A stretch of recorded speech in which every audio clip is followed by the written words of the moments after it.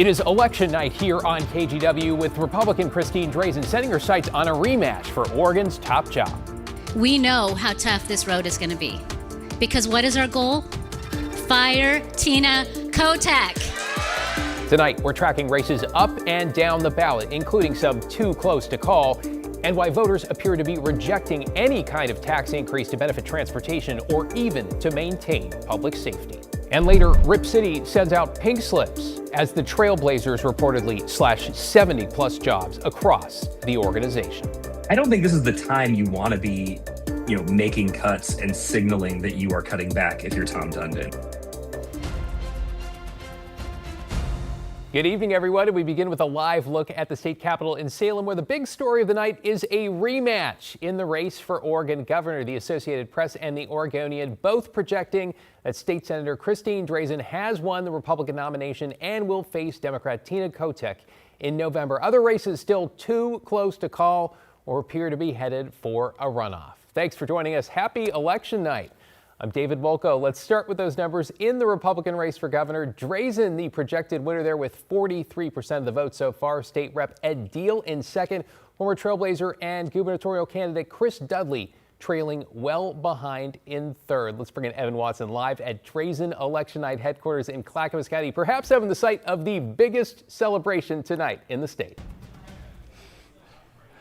Yes, David, and I have to say a celebration that really started with you. Most of this room, the watch party here, realized that Drazen had won the race when they watched your announcement of the call, watching our stream earlier tonight. But then shortly after that, Drazen spoke to her supporters saying now is the time that Republicans can unite and reach out to those unaffiliated voters in Oregon to try and win their support.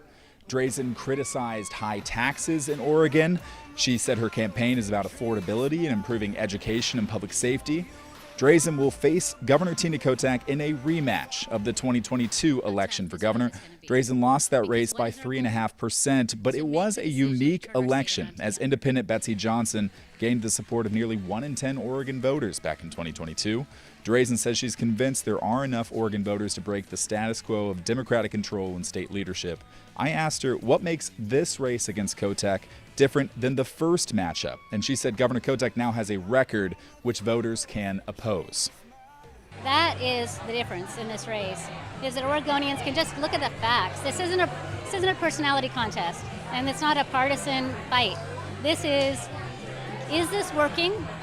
Do you want more of this? Because this is all she's got to offer. And if the answer is no, I want to have a conversation with Oregonians about what they want for the future. Of course, another key factor in this race in November is voter turnout. This will be a key midterm election for the Trump administration, and could that have a part to play here? Will more Democrat voters show up to the polls to make a statement against the federal administration, or could this go the other way? For her part, Christine Drazen says she believes this race for governor is about Oregon and what's right for the state and not an edict on federal impacts. David? Now we'll see what she does now that we're in the general campaign to distance herself, if at all, from the president and his politics. Evan Watson in Aurora. Thanks, Evan. Well, meanwhile, Governor Tina Kotek cruised to victory in her primary with some 84% of the vote, the AP and Oregonian calling this one as well. And tonight, she posted this video. Thank you for making your voices heard and for electing me as your Democratic nominee for governor. I'm really grateful for your support. Together, we've shown what Oregon looks like when we lead with our values and deliver real results for Oregon families. And this November, every bit of that is on the ballot, and the stakes couldn't be higher.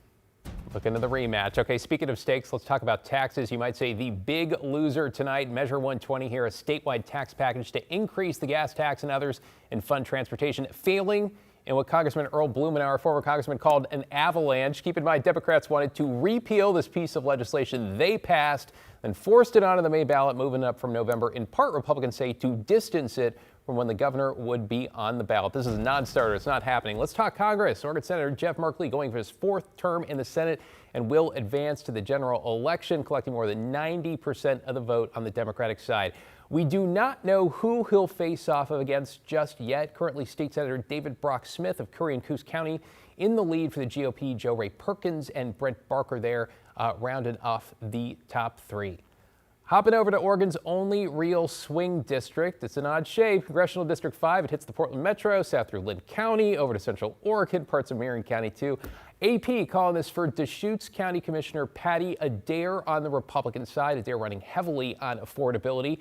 And she will face off against incumbent Democratic Congresswoman Janelle Bynum. Keep in mind, this is a seat Democrats flipped in 2024 when Bynum knocked off Republican Lori Chavez DeRemer. To District 2, Congressional District 2, the only Republican seat in the state. Incumbent Cliff Bentz cruising to victory in his primary, nearly 80% there in his quest for a fourth term. Large swaths of eastern and southern Oregon there. He'll be up against Democrat and former state representative Chris Beck, who also worked in the ag department under the Obama administration. All right, back to the Portland Metro. Bear with us. There's a lot to get to tonight. In Washington County, 3 of the 5 commission seats are up for grabs. This is the chair's race. Current Commissioner Pam Treese in the lead. Her fellow Commissioner Nafisa Fye not far behind. Keep in mind, on these nonpartisan races, the winner needs 50% plus 1 to win outright. Otherwise, it goes to a November runoff. This is on track for that. District 2, there are also 3 candidates running. Felicita Monteblanco, Parks and Rec policy buff over the 50% threshold, though results there still coming in the other 2 in a battle, it appears, for second. And it's a crowded race for District 4 in Washington County. Former Hillsborough Mayor Steve Calloway around 36%, though this one also looks like it's headed to a runoff, a close fight for the number 2 spot. Over to Clackamas County, 3 seats on the commission are up. Let's run through them. Incumbent Paul Savas out front, though at this point well short of that 50% mark. Former commissioners Jim Bernard, Mark Shull trying to unseat their former colleague in the battle for second there. Position 4, that's the one vacated by Melissa Fireside. Remember her, elected, quit, criminally charged, fled the country. Currently held by former Damascus Mayor Diana Helm. Again, the 50% threshold needs to be met in order to avoid that November runoff. Finally, position 5, which political observers say is the one to watch, a rematch between Ben West, who ousted Sonia Fisher 4 years ago. Fisher, a Lake Oswego Democrat and lawyer, is currently ahead of Wilsonville nurse and Republican West, though only by, it looks like, about 3 or 4% there, which means with votes still coming in this race, too close to call. For an evolving list of tonight's results and early calls by the AP and Oregonian, be sure to check out KGW.com. All right, deep breath. Let's take a breather from election results. What a night. We need a little fresh air around here tonight with a live look over the Rose City. And Matt, it sounds like things are really looking up as we head toward the holiday weekend. You know, it's been a great couple of days, and it's going to get warmer as we go through the middle part of the week. So yes, it's a good forecast running right into at least the first part of the holiday weekend. Portland right now is 58 degrees. We've got some scattered high clouds out there. You can see the crescent moon over in the western sky, but it's got a bit of a veil in front of it. But that'll all be gone by tomorrow morning, and it'll be a mostly sunny day by late morning. We're in the upper 50s, mid 60s by early afternoon, and we'll make the low to mid 70s tomorrow, so about 4 degrees warmer than what we did today. Sunrise in the morning at 5:34. All right. Memorial Day weekend, it's still looking great for the first 2 days, not as great for the third day. Saturday, sunny and 80, Sunday, 75. We have showers coming in on Monday. It'll be much cooler. I'll let you know what that means for various parts of the state a little bit later, David. All right, Matt, we'll see you in a few. To get you caught up on tonight's other non-election headlines, a Beaverton City Council candidate is facing charges for menacing with a gun. Beaverton police say Antonio Pirogue, a candidate for City Council position 5, was involved in an incident yesterday near the Beaverton City Library. Investigators say Pirogue allegedly showed he was armed with a handgun, causing the other person to fear for their safety and then to call 911. We do not know what led up to that confrontation. Police arrested Pirogue last night on charges of menacing and unlawful use of a weapon. In an update, the Multnomah County Sheriff's Office says a 14-year-old boy has turned himself in connection with a shooting that left a 13-year-old girl injured. Authorities say the boy pulled a gun and shot the 13-year-old after a fight between 2 teenage girls last Friday while they were all getting off the school bus. This was in Wood Village near Northeast 235th and Arata Road. The victim remains in the hospital. The suspect, who again is a juvenile, is charged with attempted murder. And Oregon's Attorney General, along with 20 other states, are suing the Federal Department of Education over a new rule limiting access to student loans for some professional degree programs. Dan Refield saying the rule could make it harder for students to afford advanced training in fields already facing worker shortages like nursing and social work. The lawsuit argues the department unlawfully changed the definition of professional degree and added restrictions Congress never approved.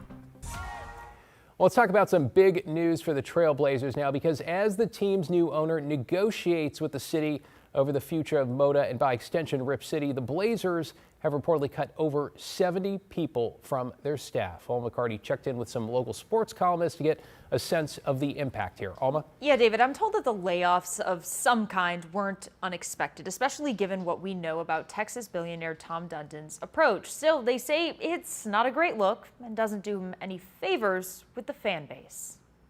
Well, look, I want to like Tom Dundon. I want to support his ownership. I want to believe that he's taking this franchise to new places and that the Blazers are going to win and fans are going to be happy. But sports columnist John Canzano says the Blazers' new owner isn't making that easy, given a slew of recent cost-cutting measures and now a series of layoffs. I always say that Portland's a very different place. It's a very different sports market. People who don't live here, who don't understand it, who haven't been around the fans will never get it.